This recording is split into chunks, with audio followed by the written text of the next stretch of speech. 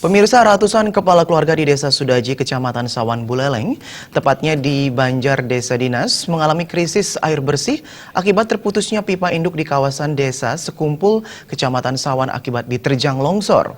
Untuk memenuhi kebutuhan air bersih, warga mengandalkan suplai air PDAM dan Badan Penanggulangan Bencana Daerah Kabupaten Buleleng.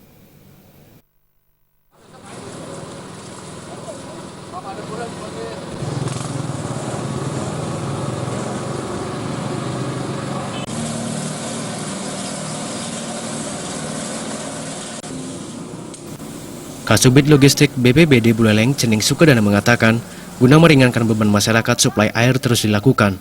Dalam sehari, suplai air mencapai 4 tangki. Perbaikan pipa yang putus diupayakan segera mungkin dilakukan agar seluruh warga terlayani air bersih. BPBD untuk jatah hari ini 4 tangki sesuai dengan perintah dari kepala bidang kami. Diperintahkan untuk Desa Sudaji untuk hari ini 2 tangki dan untuk Desa Sawan 2 tangki. Namun demikian kami sudah berusaha dan berupaya koordinasi dengan PDAM Kabupaten Buleleng. PDAM Kabupaten Buleleng sudah membantu masyarakat Desa Sudaji demi terpenuhinya masyarakat Desa Sudaji.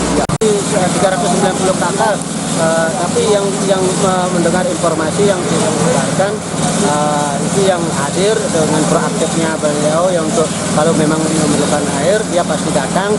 Tapi kebanyakan juga warga Tiang yang ngambil ke banyak sumber mata air masalah di sini, gitu. Ada yang di Pura Bulakakan dan juga di Pura Selaku, Pancoran Selaku namanya, itu sudah yang Pancoran Selaku itu sudah siap untuk diminum itu. Atas kondisi tersebut, 390 kepala keluarga di wilayahnya mengalami krisis air bersih. Selain di Banjar Dinas Desa, krisis air bersih juga dirasakan warga di Banjar Dinas Rangrang dan Kubu Kili. Tim Liputan melaporkan.